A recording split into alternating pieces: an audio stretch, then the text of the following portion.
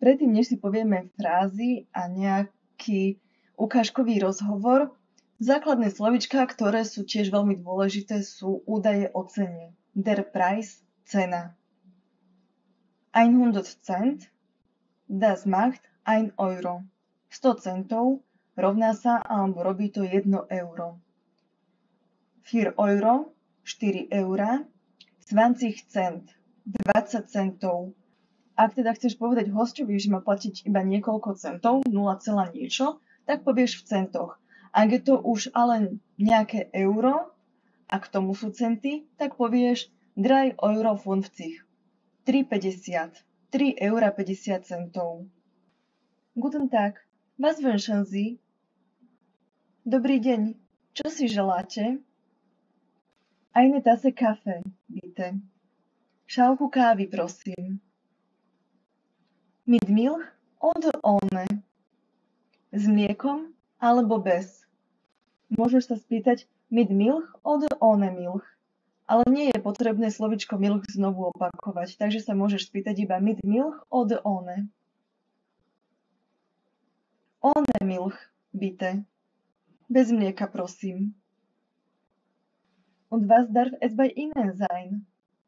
A čo to bude pre vás? Ich hätte gern einen Orangensaft, bitte.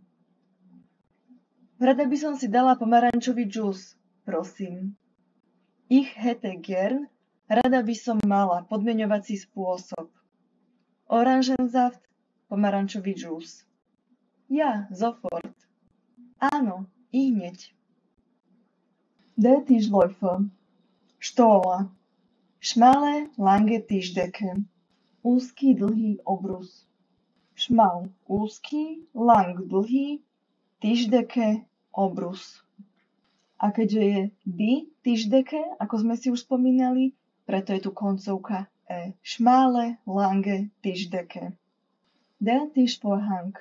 Sukňa. Nie však tak, ako sme si spomínali pri oblečení, ale der Tischvorhang dient zur Fashionierung von Buffet oder Podiumtisch. Sukňa slúži k skrášleniu bufetových alebo pódiových stolov.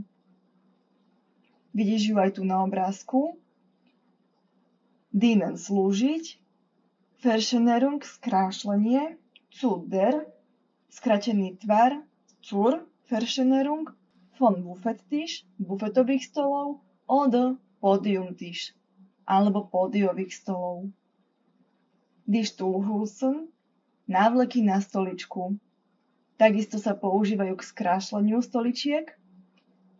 Sú na obidvoch obrázkoch. Die Mitteldecke, die Deckservite. Na peron.